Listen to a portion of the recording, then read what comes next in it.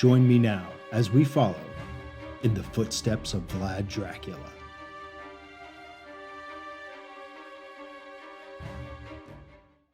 Vlad the Impaler was born in a city, a walled city, called Sighișoara. It's in the heart of Transylvania.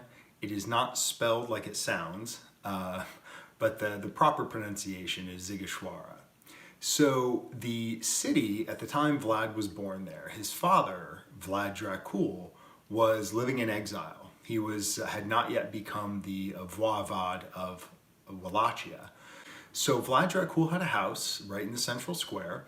He was still a very prominent citizen, even though he wasn't actually the ruler of Wallachia. And it was in this location where Vlad Dracula was born. At the time, it was actually just a one-story house. There was a ground floor and then one story on top of that. And it has since been added to, I think in the 1700s, they performed an addition and added another level on top. So Vlad the Impaler was probably not born in this actual building, mostly because it's now a two-story structure, and in Vlad's time it would have been just a one-story structure. And so, oddly enough, the bedroom upstairs that they say is the room where Vlad the Impaler was born is 100% not the bedroom he was born in. If you look at the flooring in that room is very clearly from the 1800s, very, very common in Europe. I actually have pictures of it from many of my travels to Germany. So obviously not the real floor where he spilled out onto the earth. However, oddly enough, the room behind me is a souvenir shop. It's closed right now, but that is probably the actual room where Vlad the Impaler was born. So kind of funny that the room that they're saying he was born in is not the room for sure. And it's probably now this souvenir shop. If they knew, they could make that the place where everybody came, but they don't care enough, I guess. So the house itself, where Vlad the Impaler was born, there's a museum now, a restaurant, a museum, and a gift shop. And the museum is not very interesting. It's on the third floor, which didn't even exist at that time, second story, third floor. But that's where they have the museum set up. It's pretty hokey. They've got weird music playing.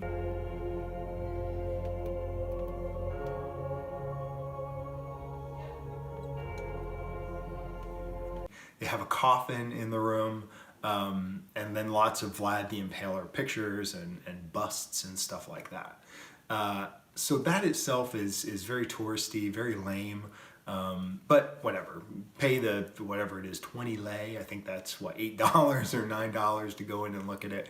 It's worth it for that. If you actually want to see the place where Vlad was probably born, it would have been on either the first story or the ground floor.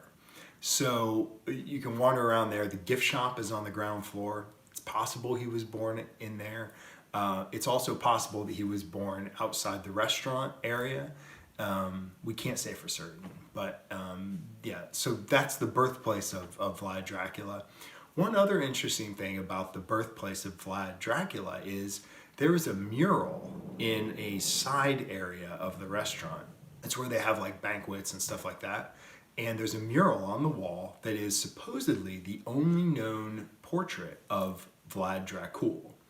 Now, I tried to find that mural for quite a while. I actually looked all over the city. I went to several different museums and couldn't find it anywhere because nobody on the internet, nobody in any book will tell you, hey, you have to go to the actual Vlad Dracul house, and it's just on a wall there. So just over my shoulder is the actual mural that was discovered by workers who were restoring this, the Casa Vlad Dracul. It is the actual mural that is supposed to be depicting Vlad Dracul, Vlad II, Vlad the Impaler's father. And also what's really interesting is next to him is a woman, unidentified, possibly his wife. And there's also a third figure in the mural who is unidentified as well. So other places in the city of Sighișoara that are kind of cool, the clock tower. There are several towers around the city, defensive towers that are ringing the wall. And the clock tower is sort of the central entrance in and out of the town, the central walled part of the town. And it's worth the price of admission to go up to the top. And there's a bunch of museums inside the clock tower, and they actually have several cups that, and you got to really look for these because they're not very well advertised in the museum. But they have several cups that were found during an excavation of the Vlad Dracul House. So in theory, those cups could have been Vlad the Impaler's cups that he used when he was a little kid, which is kind of a cool thing to think.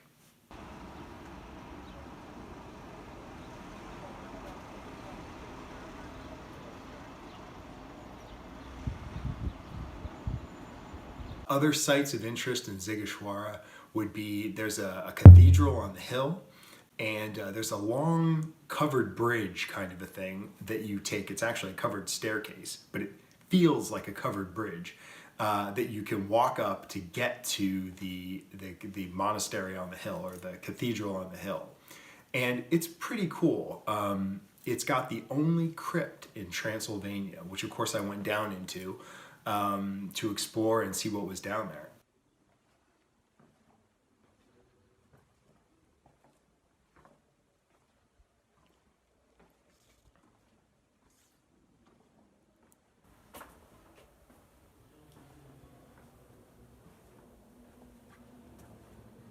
Now, one interesting thing about this cathedral is there are murals on the wall that would have been painted in the mid to early 1400s that are actually depicting the story of St. George and the Dragon. Now, think about that for just a second. Why would they have specifically chosen that subject matter when a person whose name comes from the Order of the Dragon was living just down the street at the same time?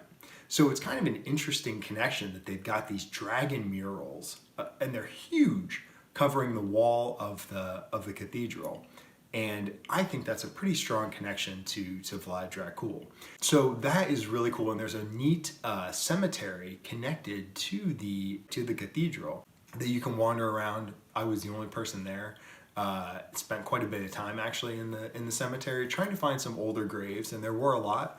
There were some that were so old they predated the 1400s even, and you know, the writing is all Old Church Slavonic, which I don't really speak or understand. Almost nobody does, so I couldn't identify who was buried there or anything, but it was cool to see some of those really old graves. And believe it or not, the jeweler's tower, which is where the hangings used to be, the execution of criminals used to occur at the jeweler's tower, was actually located right near where that cemetery is. It's gone today. The tower has since been torn down. But if you go back there, you can see the place. This is supposedly where, when Vlad was a young man, he used to go and watch executions at the jeweler's tower. So you can see where there's a jail, a public jail was in the base of the clock tower, and that's still there today. And you can see that. But if you look at where his house is located, they would have had to have taken prisoners out of the clock tower basement, walked them right along the public square, right in front of Vlad's window when he was a little kid, and taken them to the jeweler's tower at the other end of town to be hung.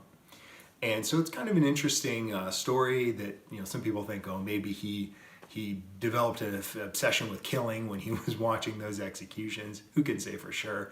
But Sighișoara itself is a really cool city, and highly recommend it to anyone who wants to experience that sort of old-time Transylvanian culture. To go into the old city in the heart of the medieval town. I mean, I spent 2 days there.